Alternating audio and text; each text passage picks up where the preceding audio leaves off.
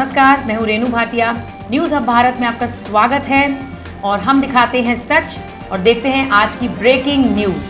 आपने नाटकों और फिल्मों में अक्सर कर घरों में काम करने वाले वफादार नौकर और नौकरानियों पर चोरी करने के आरोप लगते हुए तो देखे होंगे और उन्हें जेल भी ले जाते हुए देखा होगा। लेकिन मैनपुरी के जज कॉलोनी में ऐसा ही वाकया हकीकत में देखने को मिला, जहां जज कॉलोनी निवासी रमेश चंद्र के घर में कई महीनों से झाड़ू पोछा करने वाली एक नौकरानी ने रमेश के घर में रखी अलमारी से धीरे धीरे काफ़ी रुपया और लाखों के जेवर चोरी कर लिए।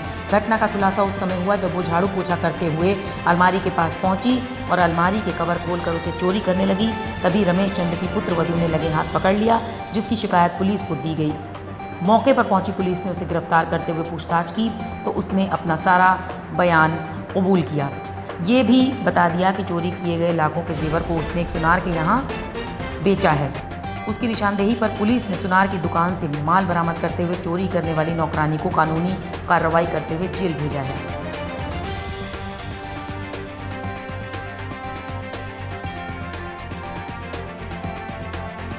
नौकरानी आज दिन जाकर के घर में झाड़ू पोछा और बर्तन का कार्य करती थी। जिस समय मालकिन सोई हुई थी उस दौरान ही वो जाकर के जिस समय मालकिन सोई हुई थी उस दौरान ही वो जाकर के अलमारी के पास अपना साफ सफाई करते हुए उनके पर्स से रखे हुए कुछ जेवरात गहने खंगाली और देखा तो उसमें गहने नहीं पाए। इस पर इन लोगों को संदेह हुआ कि कहीं न कहीं ये जो नौकरानी है उसी का किरदार धराया है, क्योंकि दूसरा कोई व्यक्ति उसमें प्रवेश नहीं किया था। कुछ दिनों तक ये लोगों ने अपना उससे पूछने जानने की कोशिश की कि हो सकता है उसने लिया, उसने साफ इनकार कर दिया।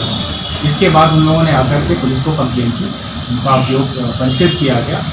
फिर नौकरानी से पूछताछ की गई। पहले तो उसने मना किया, लेकिन जब अमले हिकमत से पूछताछ की गई तो उसने अपना जुर्म स्वीकार किया और जुर्म स्वीकार करते हुए जो भी इनके माल थे उनको बरामद कराया।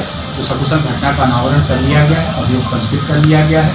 नौकरानी की गिरफ्तारी करके उसे माननीय न्यायालय के समक्ष पेश कर दिया गया, जहां से उसे रिमांड पर जिला कारागार में भेज दिया गया है। बेचना प्रचलित है, गतिशील। लगभग कितने लाख का जो पकड़ा गया है? अब अनुमानित लागत इसमें हो सकती है, अलग अलग इसमें अनुमान हो सकते हैं, क्योंकि उसमें सर्राफाओं से दिखा करके पूरा अनुमान इसका लगाया जाएगा। लेकिन मोस्ट प्रोबेबली कि वो 3-4 लाख के आसपास के गहने हैं।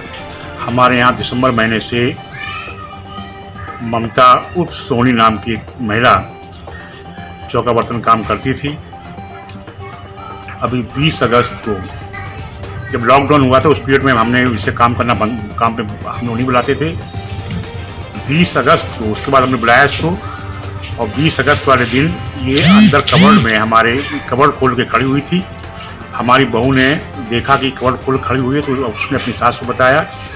तब हमारी पत्नी उसके पास मिली, उन्होंने कहा भाई क्यों खोली कबर्ड, तो उससे रोने लगी और पैरों पर गिर गई और ये कहा कि आंटी मुझे माफ़ कर दो, मैंने आपको पैसे निकालने के लिए कबर्ड खोली थी। और ये चोरी जो है बहुत दिनों से कर रही थी, इसकी जानकारी हम लोगों को नहीं हो पाई।